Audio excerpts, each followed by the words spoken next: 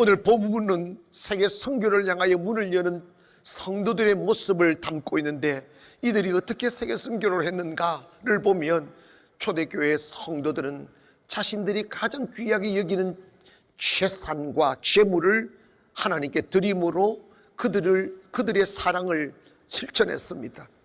사도행전 2장 45절 보니까 또 재산과 소유를 팔아 각 사람의 필요를 따라 나누어 주고 라고 했어요. 여러분, 여기 보면 자기 재산과 소유를 팔았다고 그래요. 있는 돈만 드린 게 아니라 땅도 팔고 집도 팔고 냉장고도 팔고 숟가락도 팔았어. 벌써 아무도 아멘을 안 하잖아. 아멘을 공짜잖아. 할렐루야. 여러분, 사랑이 없으면 보이는 충성을 하지만 사랑이 있으면 보이지 않는 충성을 하는 거예요. 그 당시 그들이 살아가는 여건은 넉넉하지 않았어요. 자유롭지도 않았어요. 부유하지도 않았어요. 그러나 그리스도의 사랑이 가슴에 파고들어 구원받은 이 은혜가 느껴질 때 나는 복음을 전하지 않을 수가 없다. 내가 목사가 되어 설교도 할 수도 없으나 내가 가진 재물을 들여 말씀이 전하는 도구가 되게 하리라는 그 타고 사랑이 파도치기 시작하는 거예요. 그래서 있는 돈 들여도 부족하니까, 있는 돈 들여도 부족하게 여겨지니까 재산도 팔고 소유도 팔아서 사도들 발 앞에 갖다 놨다는 거예요. 그래서 그 물질로 선교하고 교제하고, 우리 교회 또 식사도 오늘도 우리 정신 맛있게 드세요. 그거 다 여러분 헌신으로 되어지는 거예요. 아멘. 남자들 여러분 가서 또 설거지도 또 하시고, 여자분들은 열심히 잡수시고. 그러니까 교회가 향기로워지는 거예요. 소문이 막 퍼지는 거예요. 그래서 믿는 수가 점점 더해서 3,000명이 되고 5,000명이 되고 그 다음에 허다한 무리가 되었다고 했어요. 여러분, 그런데 참 놀라운 신비가 하나 있어요. 그게 뭔지 아세요? 아무도 핍절한 사람이 없더란다. 다 드렸는데 부유하더란다. 다 섬겼는데 풍족하더란다. 이게 복음의 신비임을 믿기를 원합니다. 우리 교회가 선교하니까 빚을 내서 땅을 샀어요. 그랬는데 하나님이, 내가 그랬거든요. 하나님이 상가 털어내게 해달라고, 상가 좀 벗어나게 해달라고. 그랬을 때 주님이 기적을 베푸시는데 갑자기 모 교회가 지어놓고 부도를 냈어요. 근데 경매에 나왔는데 제가 5일 남겨놓고 그 소식을 알게 됐어요. 하나님 저거 우리 주시라고. 그리고 그 소식을 알고 난 뒤에 우리 매일 예배를 드리니까 우리 저 교회 살 거라고 이랬더니 아무 대책이 없어요. 근데 하나님 역사하시는데 그날 밤에 말을 했는데 다음날 은행 지점장이 찾아왔어요. 목사님 교회 사신다며요. 네, 어떻게 하시냐고. 하나님 알게 하시더라고. 그리고 뭐라고 말씀하냐면 무조건 돈 주겠대요. 하나님 일하면 하나님 역사합니다. 이 성전 지을 때도 딱 10억 있는데 10억 가지고 이게 얼마든지 내가 말하면 이거 이러면 다 뒤집힐 것 같아서 말 안 하고 그냥 다 됐어. 두 번째로 초대교회가 세워지고 세계 선교 이루음에 있어서 많은 성도들의 헌신이 있었습니다.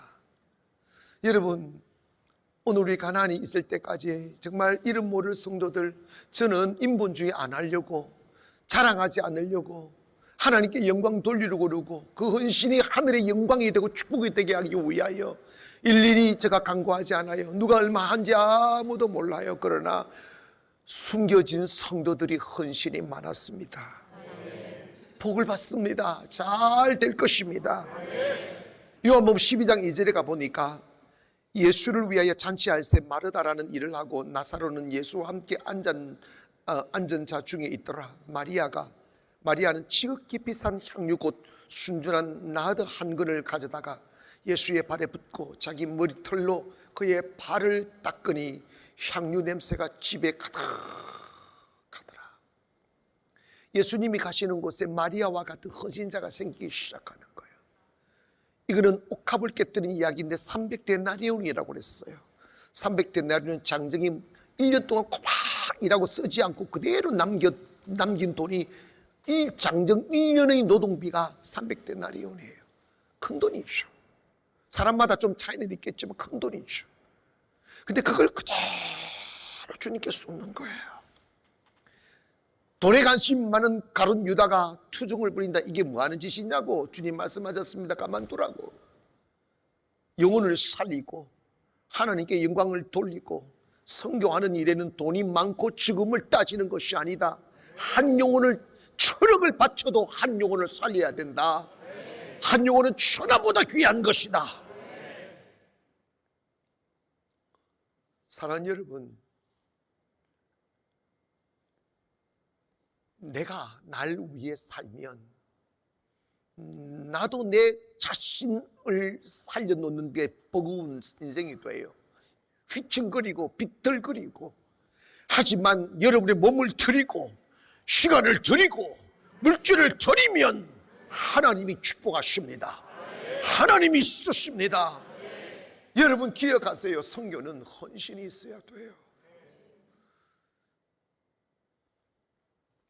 영혼을 위하여 돈을 쓸 줄 아는 사람, 선교를 위하여 재산을 내어놓을 수 있는 사람, 하나님의 교회를 위하여 헌신할 수 있는 그 사람들이 많아질 때 세계 선교는 이루어지는 거예요. 일본 선교 하자고 하니까 문자 딱 날리니까 몇 시간 만에 60명이 채워졌어요. 이거 보면서 조금 감사는 했어요. 아, 그래도 하려고 하는 사람들이 있구나. 왜냐면 자주 가니까 제가 100명 하려고 하다가 60명을 또 다음에 가야 되니까. 그런데 여러분, 이것이 다 헌신하려고 하는 거예요. 아멘. 돈 있는 사람은 돈 내놓고, 원래 돈 버는 권능을 준 사람이 있어요. 뭘 해도 돈을 잘 버는 사람이 있어요. 그런 사람은 돈을 벌어서 가져와야 돼. 안 가져오면 그거 다 쓰레기통에 들어가게 돼 있어. 못 쓰고 간다니까. 다 그런 줄 알고 아멘 하세요. 아멘. 그리고 또 은사가 잘 먹는 사람이 있더구만. 그래서 먹는 것도 은사 주지. 그리고 이렇게 노래나 잘 해샀고 다 은사대로 다 돌아가는 거예요. 그래서 하나님 주신 은사대로 충성하기를 원합니다. 바울이 3차에 걸쳐서 세계 선교를 했는데 한 번 갈 때보다 몇 개월씩 외국에 머물다 보니까 많은 경비가 필요했겠죠. 그럴 때마다 교회들이 일어나 성도들이 일어나 그 선교비를 댄 거예요. 그래서 그 경비를 다 떼는 거예요. 여러분이 이렇게 선교를 해보니까 이 전도는 이웃집 있는 사람들 하니까 뭐 많이 들면 밥값 정도 들지만 선교는 비행기 타야 되고 호텔 자야 되고 땅 사야 되고 건물 지어줘야 되고 너무 많은 돈이 들어가요. 그러나 여러분 기억하세요. 전도도 해야 되고 선교도 해야 됩니다. 세계 종교 역사를 보면 미국이 선교할 때 경제가 일어나고 미국이 선교할 때 그 명예가 높아졌습니다. 한국도 선교하니까 복을 받은 거예요. 그러나 선교를 멈추면 축복도 멈춰요. 행복도 멈추고 은혜도 멈춘다고요. 때문에 여러분 주님 오시는 그날까지 저와 여러분이 선교에 헌신하기를 주의 이름으로 축원합니다. 빌립보서 4장 17절에 보니까 내가 선물을 구함이 아니요 오직 너희에게 유익하도록 풍성한 열매를 구함이라. 내게는 모든 것이 있고 또 풍족한지라. 에바브로디도 편에 너희가 준 것을 받음으로 내가 풍족하니 이는 받으실 만한 향기로운 제물이요 하나님을 기쁘시게 한 것이라. 나의 하나님이 그리스도 예수 안에서 영광 가운데 그 풍성한 대로 너희 모든 쓸 것을 채우시라고 했어요. 여러분 바울은 말합니다. 너희들이 보내준 재물이 아직도 남아있어 풍족하다. 에바브로디도를 통하여 보내준 거 아직도 있어. 그런데도 불구하고 너희들이 또다시 마음을 쓰고 물질을 보내준 것에 감사하다. 그러나 이거 기억하여라. 이거는 하나님께 드리는 향기로운 재물이다. 너희들 땅을 팔고 소도 팔고 냉장고 팔아 바치면 나의 하나님께서 그리스도 안에 영광 가운데 그 풍성한 대로 너희 모든 것을 채워주실 것이다. 하나님의 은혜로 살기를 주의 이름으로 축원합니다.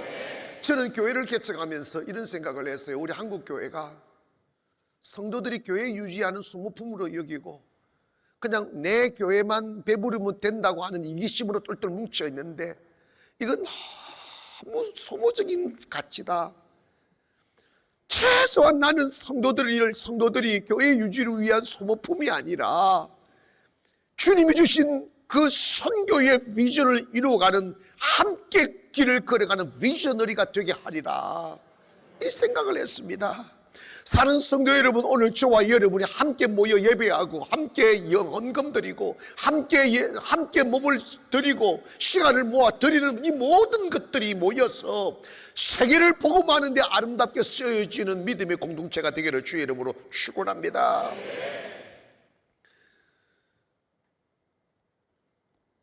많은 사람들을 만나봤고 또 많은 곳을 보았지만 선교하는 개인이 복을 받고 선교하는 가정이 복을 받고 선교하는 교회가 복을 받고 선교하는 나라가 복을 받습니다. 이거는 명확한 일입니다. 때문에 오늘 저와 여러분이 잘 되는 길, 제가 상가를 털어낼 재간이 없을 때 기도한 거죠. 하나님, 내가 어떻게 하여야 은혜를 입고 이 상가를 털어내고 앞으로 나갈 수 있겠습니까? 그때 주님이 말씀한 게 선교하라는 거예요. 그래서 선교를 하니까 주님께서 선교도 되게 하고 교회도 일어나게 하고, 그래서 내가 깨달은 게 선교는 주는 것이 아니고 받는 것이다. 내가 계산해 봤어요. 우리 선교하는데 진짜 여러분 생각보다 많은 돈이 들어가서 그 얼마나 건물 짓는 게 얼마나 힘들겠어요. 그런데 여러분 그거 안 했으면 우리 교회가 일어났을까? 이런 성전 지을 수 있을까? 이거 여러분 코로나 때 지은 거잖아. 돈 없이. 근데 어떻게 지었나? 그냥 지었어요. 뭐 예배 드리면 땡이지. 안 했으면 우리가 더 부자 됐을까? No. 안 해요. 여러분 기억하세요. 나 먼저, 우리 가정 먼저, 내 삶 먼저 하면 축복 없어요. 하나님 먼저. 거기 아멘 합시다. 교회 먼저, 선교 먼저 하시면 하나님은 여러분 먼저 축복하시는 거예요. 저는 처음에 제가 사이즈가 너무 작아서 남을 위해 10만 원 쓰는 것도 아깝게 여겼던 사람이에요. 선교를 위해 100만 원 바치는 게 달달달달달달 떨렸어요. 그때 제가 제 자신에 대해서 너무 실망했어요. 내가 어릴 적부터 세계 선교를 꿈꾸며 살았는데 나 아닌 타인은 10만 원도 아까웠고 100만 원도 아까우면서 이게 무슨 선교를 하겠나 싶어가지고 정말 제 자신에 대해서 실망을 많이 했어요. 그래서 내 마음의 사이즈를 키우는 훈련을 하기 시작했어요. 2명 섬기는 거, 10명 섬겨보고 100명 섬겨보고 200명 섬겨보고 교단을 섬겨보고, 그러니까 돈 이거 별거 아니네 이렇게 되더라고. 그러니까 여러분 저기에 매달 몇 억씩 보내는 거예요. 돈도 없으면서 몇 억씩 보내는 거예요. 그런데 여러분 참 놀라운 게 돈이 없었어요. 개척에 무슨 돈이 있는가? 주님 돈 주세요 하니까 주더라. 주님 일하니까 주님 채우시더라니까. 그런데 달달달달 끓었는데 우리 교회는 또 자라나기 시작해. 송도에서 우리 교회 탑이잖아. 늦게 들어와가지고. 왜 그럴까요? 여러분 가정 별처럼 빛나는 가정 되기를 원하고 가문이 명문 가정 되기를 원하며 여러분 우리 대한민국의 아름다운 나라 되기를 원합니다. 그러기 위해 다시 선교의 밭들을 잡아야 돼요. 가장 귀하게 쓸 수 있는 물질은 선교예요. 가장 위대한 복을 받는 물질은 선교라고요. 조금씩이라도 선교 안에 물질 내어 놓으세요. 그거 복 받는 것입니다. 두 번째로 내 작은 헌신에 하나님의 큰 기적이 일어난다는 걸 믿어야 됩니다. 선교는 다 가지고 가는 게 아니에요. 내 작은 헌신만 있으면 돼요. 내가 가진 작은 것들이면 되는 거라고. 한 번은 광야에서 5천 명이 앉아 말씀을 듣다가 정심도 굶고 저녁이 되어서 예수님이 제 아들에게 너희들이 먹을 것을 주오라고 했더니 아무것도 없는 거예요. 이런저런 이야기 중에 안드레가 보리떡 5개, 물고기 2마리, 어린아이 도시락 하나를 가지고 오는 거예요. 작은 도시락 하나로 5천 명을 먹이고도 12강주리가 남는다는 거예요. 이게 신비입니다. 사랑하는 여러분, 우리가 하나님의 사랑 가지고 선교하고 하나님의 사랑과 주의하면 나는 하나를 드린데 1000이 생기고 내가 하나를 드린데 100이 생기는 거예요. 이게 신비입니다. 그러므로 내가 혼자 다 알려 생각하지 마시고 주님 하라고 하면 뚜벅뚜벅 빈손 들고 뚜벅뚜벅 빈 호주머니로 걸어가기를 원합니다. 그러다 보면 주님이 기적으로 채워주시고 기적으로 채워주시는 거예요. 코로나 기간에 교회가 반타작 나고 교회는 우리가 건축들은 한 달에 몇십억씩 막 들어가고 세부에 학교를 넣어놓으니까 학생이 있든 없든 간에 선생들을 20몇 명을 이렇게 고용을 해놨고 또 고아원 직원들하고 내가 세지는 않았지만 거의 40-50명의 직원들이 거기서 일을 하고 있더라고요. 그거 다 월급 보내줘야 돼요. 정말 처음에는 내가 막 숨이 안 쉬지더라고. 내가 지금 처음 이야기하는 거예요. 근데 뭐 아무도 그래도 한국 교회는 아무것도 안 하는 교회도 부교육자도 줄인다고 하는데 우리는 부교육자 너 건축했지 그랬지 주님 믿고 다 가보니까 코로나 끝났어요. 아멘. 그리고 나 부도 안 났어요. 아직은 부도 안 났어요.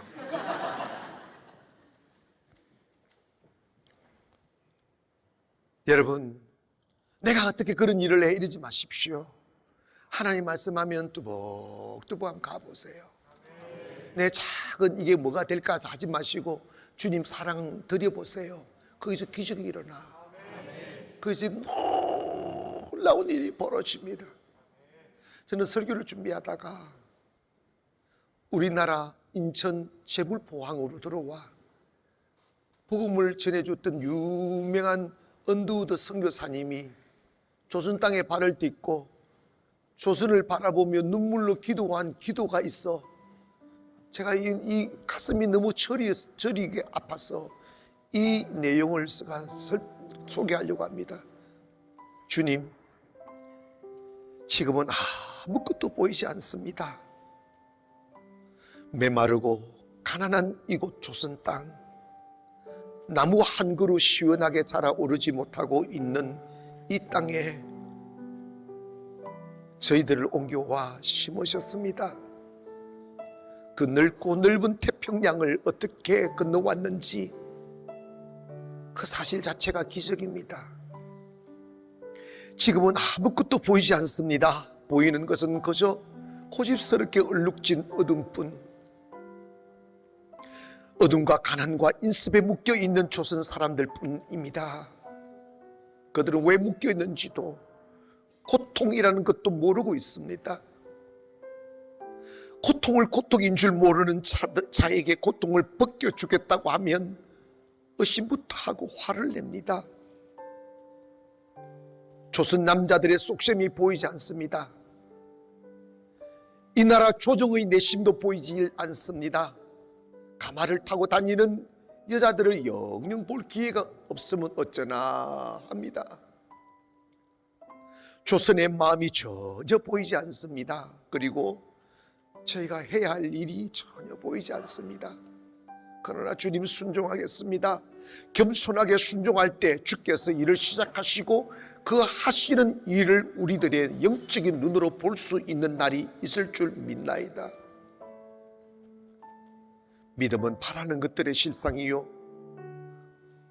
보이지 못하는 것들의 증거니라고 하신 말씀을 따라 조선의 믿음의 앞날을 볼 수 있게 될 것을 분명히 믿습니다. 지금은 우리가 황무지 위에 맨손으로 서 있는 것 같사오나 지금은 우리가 서양 귀신이라고 손가락질 받고 있사오나 저들이 우리 영혼과 하나인 것을 깨닫고 하늘나라의 한 백성 한 자녀임을 알고 눈물로 기뻐할 날이 올 줄 믿나이다. 지금은 예배드릴 예배당도 없고 학교도 없고 그저 이곳 저곳 모든 사람들로부터 경계의 의심과 멸시와 천대함이 가득한 곳이지만 이곳이 머지않아 은총의 땅이 되리라고 그것을 믿습니다. 주여 오직 제 마음을 붙잡아 주소서. 얼마나 어두웠겠습니까? 얼마나 냉소적이었겠습니까? 얼마나 캄캄했겠습니까? 가난한 양반들은 체면 부린다고 일도 하지 않고 종들은 노예처럼 일만 하고 짐승처럼 살아가는 이 절망의 땅을 보면서 말입니다. 그런데 그 언더우드 선교사님이 그 절망의 터 위에 복음의 씨를 뿌려 지금의 대한민국이 되었습니다. 지금 이렇게 아름다운 성전이 생겨났고요. 그리고 우리가 눈을 떠 예수를 높이고 또다시 우리가 일어나 한때 칼과 창으로 우리를 짓밟았던 일본 사람들을 선교할 거라고 준비하고 있습니다. 복음은 기적입니다. 복음은 나라를 바꿉니다. 가난에 찌들려 밥 한 끼 원없이 먹고 죽는 것이 소원이라고 말했던 우리들이 이제는 비행기를 탑니다. 높은 아파트에서 잠을 잡니다. 좋은 차를 타고 교회에 나옵니다. 그리고 오늘 점심도 맛있게 먹을 수 있어요. 배 터지게. 복음이 가는 곳에는 기적이 있습니다. 복음이 가는 곳에는 창조가 있습니다. 과연 무엇으로 어둠을 몰아내고 무엇으로 가난을 털어내고 무엇으로 절망을 몰아낼 수 있습니까? 복음이에요. 그러므로 우리는 가까이 있는 사람들을 복음을 전하는 전도도 해야 되지만 바다를 건너고 비행기를 타고 가서 다른 민족, 다른 나라에 가서 복음을 전하는 선교도 해야만 합니다. 털어낼 수 없는 찢어지게 가난했던 대한민국이 G7에 들어가는 기적을 보았습니다. 세계가 부러워하고 깜짝 놀랄 만한 발전을 보았습니다. 그게 복음의 힘이에요. 할렐루야. 저는 이번에 필리핀 아이들에게 이런 이야기를 했습니다. 이곳에서 공부하면서 꿈을 가시라고. 언젠가는 너희들을 통해서 세계를 변화시키는 날이 올 것이라고. 너희들이 전 세계에 퍼져서 복음을 증거하고 선교의 깃발을 들고 세계에 나갈 날이 올 것이라고. 사랑하는 여러분, 오늘 저와 여러분은 그냥 교회 예배 드리는 한 사람이거나 교회 유지를 위한 소모품이 아니라 그리스도의 비저너리가 되기를 원하며 그렇게 간절히 원하시는 세계 선교의 미랄이 되어 주시기를 원합니다. 그렇게 되시면 하나님은 결코 여러분을 무너뜨리지 않을 겁니다. 여러분의 가정 별처럼 아름답게 세워주실 것입니다.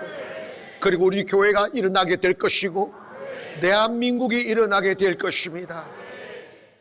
선교는 밥술을 떠서 내 입부터 넣는 게 아니라 선교는 밥술을 떠서 원수의 입에 넣어주는 것입니다. 때문에 사랑 없이는 불가능합니다. 열정으로도 될 수가 없습니다. 열심으로도 될 수 없습니다. 우리 가슴 속에 갈 수밖에 없는 사랑이 부풀어 오르기를 주의 이름으로 축원합니다. 오늘 선교는 사랑이라는 말씀을 들으면서 잠시 바삐 가던 발걸음 멈추시고 나 무엇 위에 달려갔지? 나 무엇 위에 그렇게 바삐 살았지? 한번 생각해 보시며 앞으로 우리의 나머지 인생을 내 작은 헌신, 내 작은 드림을 통해서 큰 역사 이루겠다는 그 고백하시며 선교를 위하여 사랑을 모으는 저와 여러분 되기를 주의 이름으로 축원합니다.